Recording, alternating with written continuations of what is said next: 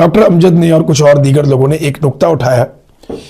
नुक्ता गलत नहीं है। देखें, ये लॉजिकल एंड पे अगर आप देखें तो ये बात करना तो खतरनाक है कि दहशतगर्द सिर्फ कबायली इलाकों में आके लोगों को क्यों मारते हैं, शहरों में क्यों नहीं जाते। यानी नॉर्मली ये जो दहशतगर्द लोग हैं ये अपने आप को इस्लाम के साथ जोड़ते हैं ना।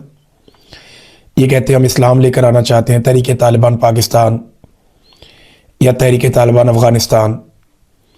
तो एक्चुअली तो ये इस्लाम पसंद लोग हैं ना, तो ये इस्लाम के साथ जोड़ना चाहते हैं। उन्होंने सवाल ये उठाया कि ये लोग कहते हैं कि हम इस्लाम के लिए लड़ रहे हैं, लेकिन ये हमले उन लोगों पे क्यों नहीं करते जो गैर इस्लामी हरकतें कर रहे हैं। एक टेक्निकली एक सवाल उठाया और लॉजिक उसे मानती भी है। बेशुमार ऐसी पार्टियां होती हैं, ऐसी दावतें होती हैं, लेकिन वहां पे कभी भी किसी किस्म का कोई दहशतगर्दी का हमला नहीं होता, होना भी नहीं चाहिए।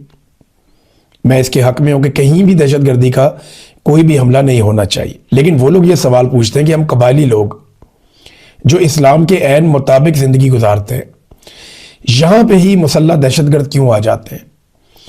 और फिर जब ऑपरेशन होता है तो ना फौज को नुकसान होता है, ना दहशतगर्दों का नुकसान होता है, नुकसान मकामी आबादी का हो जाता है। ये क्यों हो रहा है? तो इसका सादा जवाब जो है, जो मकामी लोग बताते हैं, वो ये कहते हैं कि जहां जहां पे मादनियात है वहां पे पहले दहशतगर्द लाए जाते हैं, फिर उनको वहां पे कब्जा करवाया जाता है, फिर उन दहशतगर्दों को मारने के लिए फोर्सेज आती हैं, फिर वो भी अपने इलाकों में कब्जा करती हैं, फिर दोनों तरफ के लोग मकामी लोगों का नुकसान करते हैं, और फिर इन दोनों की लड़ाई के लिए मैदान खाली किया जाता है और मकामी लोग ये इलाका छोड़कर चले जाते हैं। फिर मकामी लोगों को वापस कभी भी उनके इलाकों में सही तरह बसने नहीं दिया जाता।